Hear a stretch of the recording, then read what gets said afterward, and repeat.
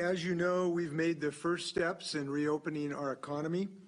We've lifted some restrictions on low-risk construction and outdoor recreation like fishing and hunting, and we've done this in a responsible way at the right time, I believe.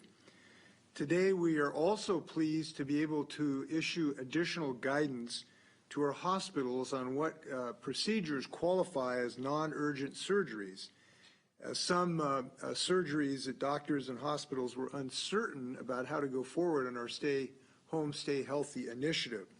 And this will allow additional patients to have non-urgent surgery. It's going to obviously help people get access to new joints and the like, and it will help with revenue picture of hospitals as well. And I'm pleased that we have been able to do this in a way that will make sure that our nurses, our respiratory therapists, our physicians have access to personal protective equipment. And that's an important part of this because we want our heroes working in our hospitals to be adequately protected. I think we found a way to have both more non-urgent surgery and protection for our medical staff. We know that in every instance of reopening our economy, our guidance for lifting these restrictions are based on data and science. They're based on our ability to appropriately guard our health. Over a week ago, I said that I did not expect that the entirety of our Stay Home, Stay Healthy measure could be lifted on May 4th. And today I'm confirming that based on the data and science, that is the case. So based on the data at our disposal, the current order of Stay Home, Stay Healthy will remain in effect. And we will have more details Friday on the phased-in approach about how we will open our economy in a safe way. And we want to be comprehensive and transparent about that decision-making. That's one of the reasons we're here today. So today we are going to go through the metrics, the numbers that we will be looking at to determine when we are able to start the next stage of that reopening process.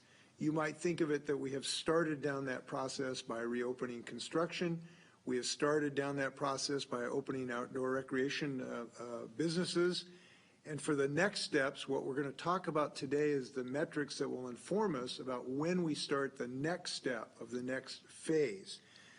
Friday, we will talk about what those phases will be. So you might want to think about it that today we're talking about when we will be making those decisions and how we will make those decisions. And Friday, we will talk about the what of how those phases will actually work. So this is a two-part discussion starting today. In general, I know this recovery has seemed long, but if we can avoid having to reinstate these restrictions, we know this very simply. The quickest way to reopen our economy is make sure that we get this job done. We do not want to go through this pain again. We want to make this a one and possibly done situation that we then can restrain this virus through testing and contact tracing and isolation of the relatively few people who become infected. So the fundamental principle we're following is let's just do this once and get it over with. And I think it is much better to be disciplined now with this approach rather than have erratic steps at a later date. I think one way to look at it is it's much better to do something 100% one time than have the sacrifice of 90% twice. And that guides our decision making in this very difficult challenge that we have today. I'm joined today by retired Navy Vice Admiral Raquel Bono, State Health Officer Kathy Lofi, and Catherine Guest, who is the Deputy Intelligence Section Chief of the State Emergency Operations Center. And they'll be available to answer questions after I talk a bit. Today marks 100 days since our first case of COVID-19 was identified in our state. And we know our statewide community has changed greatly in ways large and small. And I think this may be one of our most difficult times that we've had in the state of Washington, but it is also the perhaps best time to demonstrate our community commitment to laying a sustainable foundation for the health of our state. It was FDR's prolific first 100 days where the concept of 100 days of action, I think, was started. We will see how history treats us about our leadership during these first 100 days and the days to come. And I hope that we will see great success. And we have seen considerable success already. We know those first 100 days have been extremely challenging and life-changing for all of us. And thankfully, the vast majority of Washingtonians have really responded admirably. That's why we've been successful. And we recognize that people want to go back to work. We want to open our businesses. We still can't do that for many of our folks safely. But we can give a picture of what the spread of the virus looks like and what we can do to mitigate it. So every day we review the data, in fact hourly sometimes, and the public can view almost all of the data we have at the Department of Health website. That's at coronavirus.wa.gov, coronavirus.wa.gov. So we have sort of 5 buckets of metrics that we look at in this process. And I just want to show you what they are in general. All of them need to have reduced risk.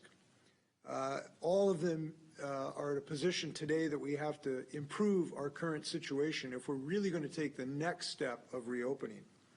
And as this chart indicates, these are first, disease activity, second, testing, third, contact tracing, fourth, risk to vulnerable populations, and fifth, the status of our healthcare system and its ability to respond to the pandemic and its readiness. And I'd like to talk about them with you today so we can be completely transparent with Washingtonians about how we're making these decisions. One thing to note, under each of these kind of buckets of metrics, there are multiple metrics, and I'm sharing just a few of them, the highlights today. You'll notice that there is no one factor in our discussion today that is completely dispositive, and that's by necessity. There is no one number that is a magic number that can guide our actions. We have to use our judgment, which means we look at all of the numbers that go into the central question of when we can reopen our business in a way that doesn't dramatically increase fatalities